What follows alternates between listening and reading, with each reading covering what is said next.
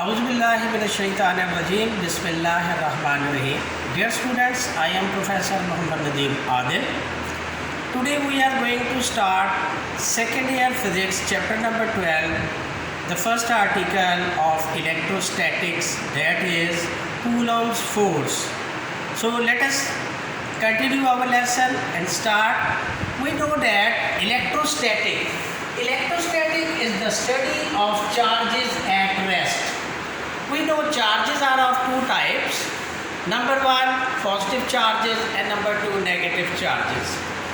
In 1874, a French military engineer, Charles de Coulomb, stated the law which gives the quantitative analysis of the force between two charges. According to his statement, the force between 2 point charges is directly proportional to product of magnitude of the two charges and inversely proportional to the square of the distance between these charges. Students, here in the statement there are two parts of the statement. First, the force between 2 point charges is directly proportional to product of magnitude of the charges. Here, this word point charges. By the word point charges we mean very small charges. These charges are so small as compared to the distance between these two charges.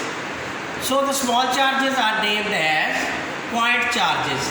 The first part of the statement is the force, which will be these 2 point charges. It will be directly proportional to product of the magnitude of the charges. And the second part is the force is inversely proportional to the square of the distance between the charges. Let us suppose Q1 and Q2 are 2 point charges. The distance between them is r.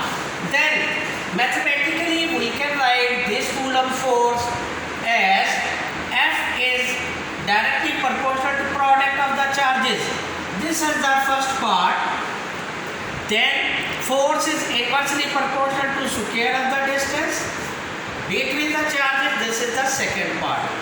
Now if we combine these two results, then equation comes as force is directly proportional to Q1 Q2 over R square. In order to remove this proportionality sign, we have to introduce a constant. हमने यहाँ proportionality sign की जगह equation sign इस्तेमाल किया, तो constant इस्तेमाल कर लिया. इस constant को हमने K से represent कर दिया. तो बेटा force की magnitude जो है ये बेटा K Q1 Q2 over R square. हमने इसको इक्वेशन नंबर 1 डिक्लेयर कर दिया. ये जो K अपेयर हो रहा है इस फोर्स के अंदर, कूलम फोर्स के अंदर, अब हम इस पर गुफ्तगू करते हैं. इक्वेशन 1 में देखिए F क्या चीज़ है, ये मैग्नीट्यूड है, म्यूचुअल फोर्स. ये मैंने एक लफ्ज़ इस्तेमाल किया म्यूचुअल फोर्स. इस पर बात करते हैं. कूलम फोर्स एक म्यूचुअल फोर्स होती है. इसका मतलब ये हुआ कि अगर एक ऑब्जेक्ट किसी दूसरे ऑब्जेक्ट पर फोर्स लगा रही है तो दूसरा ऑब्जेक्ट भी पहले ऑब्जेक्ट पर एक फोर्स लगा रहा है. इस तरह की फोर्स का नाम म्यूचुअल फोर्स होता है. इसे हम थोड़ा सा और बाद में भी डिस्कस करते हैं. फिलहाल हमने कहा कि F मैग्नीट्यूड है इस कूलम फोर्स की, Q1 और Q2 दो चार्जेस है, K इसमें कांस्टेंट है. एक और बात, ये फोर्स बेटा हमेशा इसकी डायरेक्शन along द लाइन होती है जिससे दोनों चार्जेस मिल रहे हैं, यानी this force acts along the line joining the two charges. अब ये जो कांस्टेंट है इसकी ज़रा प्रॉपर्टीज़ हम देख लेते हैं.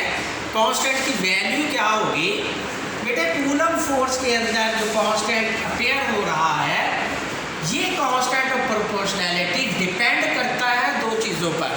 Number 1, nature of the medium between the two charges, और number 2, system of units in which this force is to be measured. देखते हैं बेटा, अगर हम दो चार्जेस के दरमियान स्पेस को ले ले, फ्री स्पेस का मतलब है एयर हमारे पास या वैक्यूम, तो और हम इस्तेमाल करें बेटा एसआई सिस्टम ऑफ यूनिट जिसमें फोर्स का यूनिट न्यूटन होता है, तो फिर बेटा इस के को हम लिख सकते हैं 1/4 पाई एप्सिलॉन नॉट। ये जो के की वैल्यू है इसमें एप्सिलॉन नॉट ये परमिटिविटी है फ्री स्पेस की, इसको हम इलेक्ट्रिक कांस्टेंट का नाम भी देते हैं। इलेक्ट्रिक कांस्टेंट की वैल्यू एमकेएस सिस्टम में 8.85 10⁻⁻12 newton inverse metre inverse square और कूलम स्क्वायर होती है। अगर बेटा इस वैल्यू को हम यूज़ करें कूलम फोर्स में इक्वेशन 1 में, तो ये यहाँ पर के की जगह, तो बेटा देखिएगा के की वैल्यू जो हम कैलकुलेट करते हैं तो के की वैल्यू हमारे पास आ जाती है 9 × 10⁻9 न्यूटन मीटर स्क्वायर और कूलम इनवर्स का स्क्वायर। ये वो कांस्टेंट के है जो कूलम फोर्स में अपेयर हो रहा था।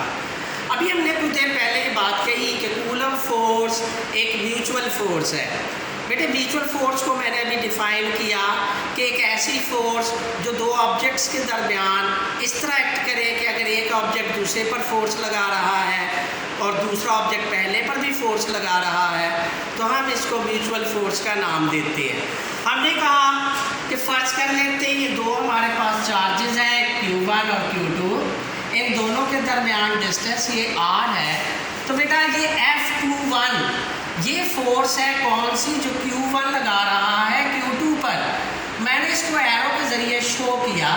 इसी तरह Q2 भी एक फोर्स लगा रहा होगा Q1 पर, तो बेटा उस फोर्स को हमने F12 से रिप्रेजेंट किया। इसका मतलब ये हुआ कि फोर्स F21 और F12 ये मैग्नीट्यूड में इक्वल हैं लेकिन इनकी डायरेक्शन क्या है, अपोजिट। ऐसे फोर्सेस को आप म्यूचुअल फोर्सेस का नाम देते हैं।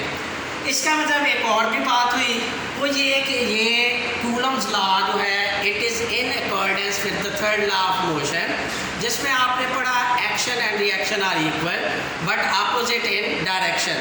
Therefore we can say that coulomb force obeys third law of motion. अब बेटा देखते हैं वेक्टर फॉर्म कूलम फोर्स की। कूलम फोर्स को भी हमने लिखा था कि भाई वेक्टर फॉर्म में अगर हम लिखना चाहते हैं और हमने कहा ये म्यूचुअल फोर्स है तो पहले फोर्स लिखते हैं Q1 की जो Q2 पर लग रही है, फिर हम लिखेंगे Q2 की फोर्स जो Q1 पर लग रही है। मैंने इन्हें नाम दिया F21। ये देखिए वेक्टर का साइन हमने लगा दिया। जब वेक्टर साइन आ जाए तो ये एक वेक्टर क्वांटिटी होती है, तो वेक्टर क्वांटिटी के लिए ये मैंने R21 है ये यूनिट वेक्टर शो किया। आपको मालूम है यूनिट वेक्टर को हम डायरेक्शन के लिए शो कर सकते हैं। इसकी मैग्नीट्यूड 1 होती है तो फोर्स की मैग्नीट्यूड पे तो कोई असर नहीं पड़ेगा, लेकिन ये डायरेक्शन को शो करेगा। Similarly equation number 3 way represent the force F12 that is the force of charge Q2 on Q1। यहाँ पर हमने R12 और R21 जो है बेटा इनको यूनिट वेक्टर इसलिए लिया है कि डायरेक्शन को शो कर रहे हैं। तो जनरल फॉर्म में कूलम फोर्स को हम लिख सकते हैं 1/4 pi epsilon not Q1 Q2 over R square, और ये R है, ये R है डायरेक्शन को शो करेगा। लास्ट में बेटा हम देखेंगे कि अभी हमने कूलम फोर्स देखा दो चार्जेस के दरमियान। अब दो चार्जेस सिमिलर भी हो सकते हैं यानी लाइक चार्जेस, और इसी तरह दो अनलाइक चार्जेस भी हो सकते हैं। तो कूलम फोर्स बेटा अट्रैक्टिव होती है अगर दो अनलाइक चार्जेस के दरमियान हो। ये रिपल्सिव होगी अगर ये दो लाइक चार्जेस के दरमियान हो।